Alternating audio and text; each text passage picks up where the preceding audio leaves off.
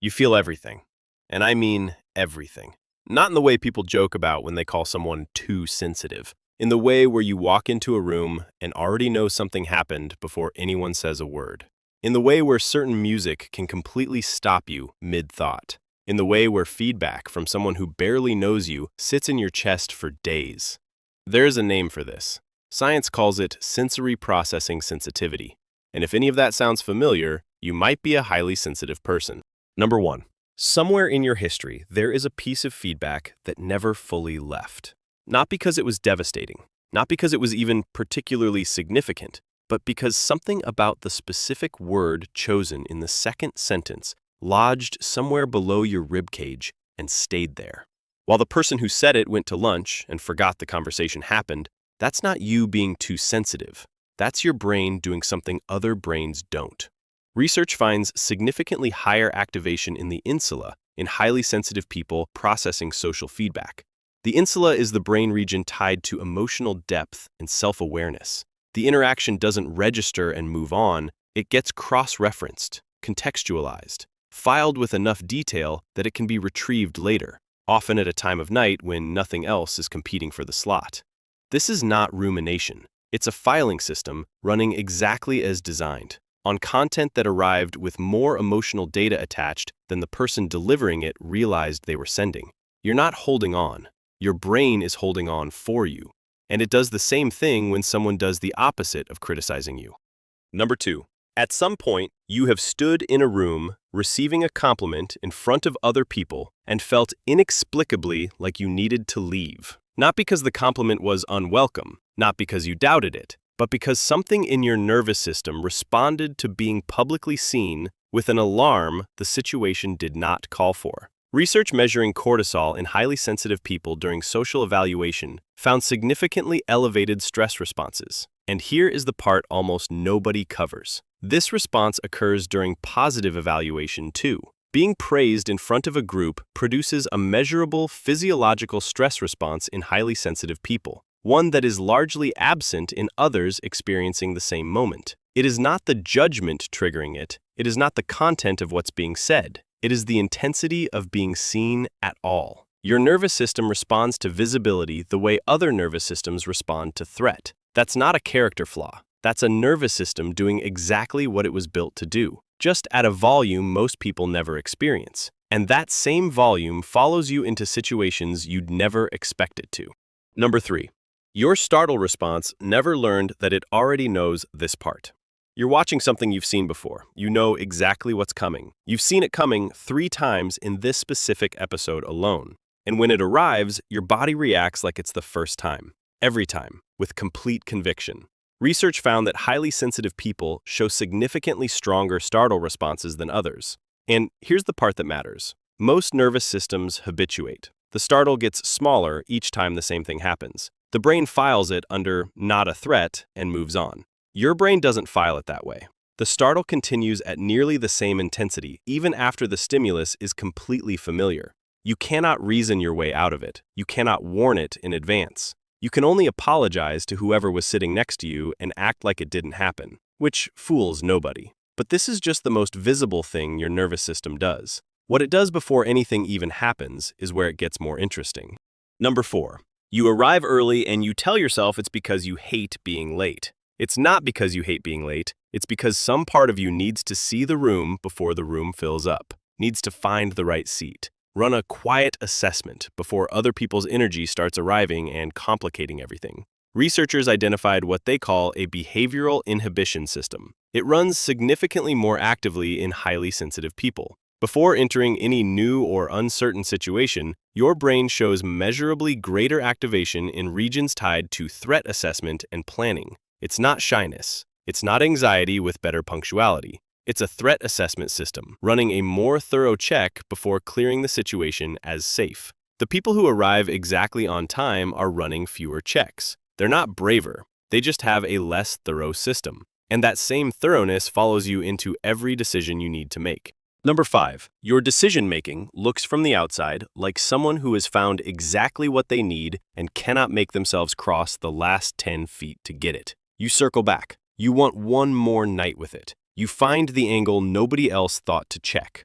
Research using brain imaging found that highly sensitive people show significantly greater activation in regions tied to deeper perceptual processing than others do. You are literally detecting more detail in the same image, more variables, more possible outcomes, more of everything. That's not a metaphor. That's what the scans show. Applied to a decision, that means the hesitation isn't fear of choosing wrong, it's the result of perceiving a more complex version of the problem, one that the people waiting on your answer aren't looking at. You're not slower, you're solving something harder. You just have to survive everyone's body language while you finish, which you are reading in considerable detail, which is not helping. And the deeper you go into any situation, the more intensely you feel every shift within it.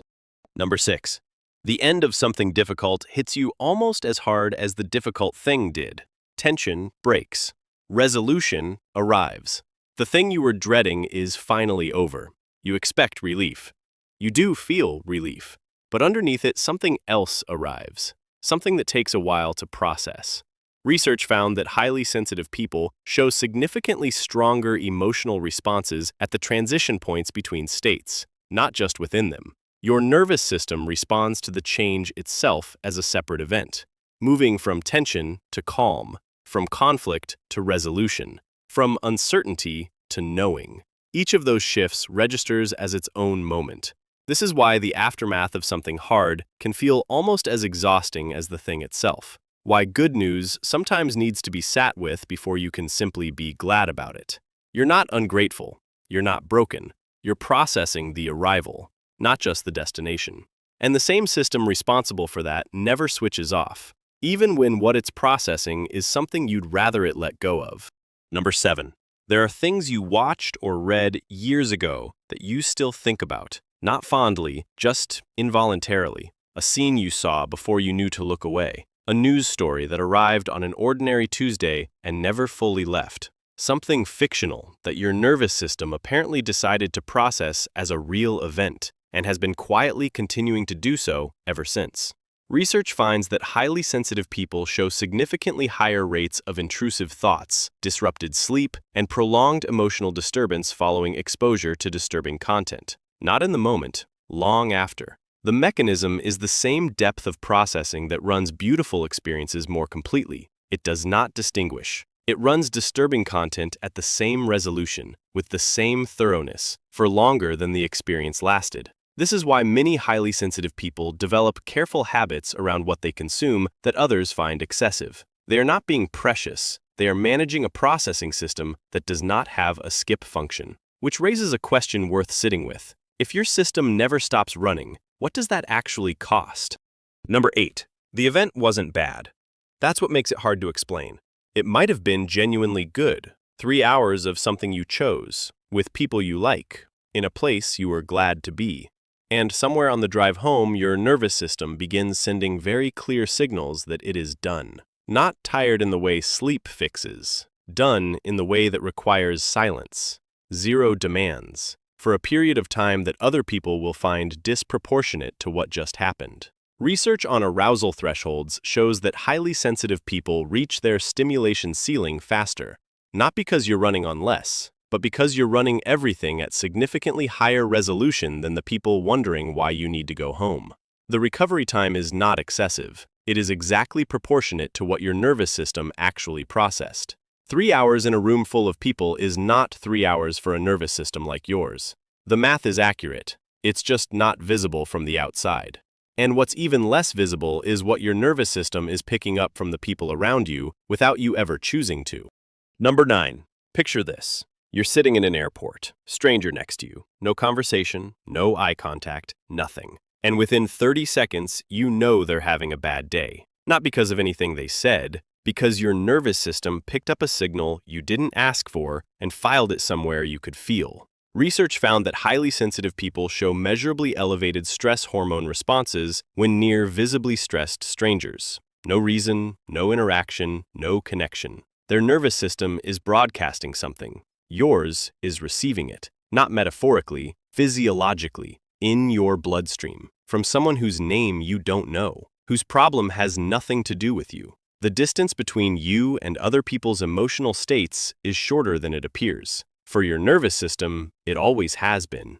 And that distance, that permanent closeness to everything everyone around you is carrying, that's what makes the next one the one nobody talks about. Number 10. You look fine, you are functioning. You are probably the most reliable person in several people's lives. And underneath that, you are running something that doesn't show on the outside. You are managing your own internal experience while simultaneously absorbing everyone else's, automatically, continuously, without being asked, without being able to stop.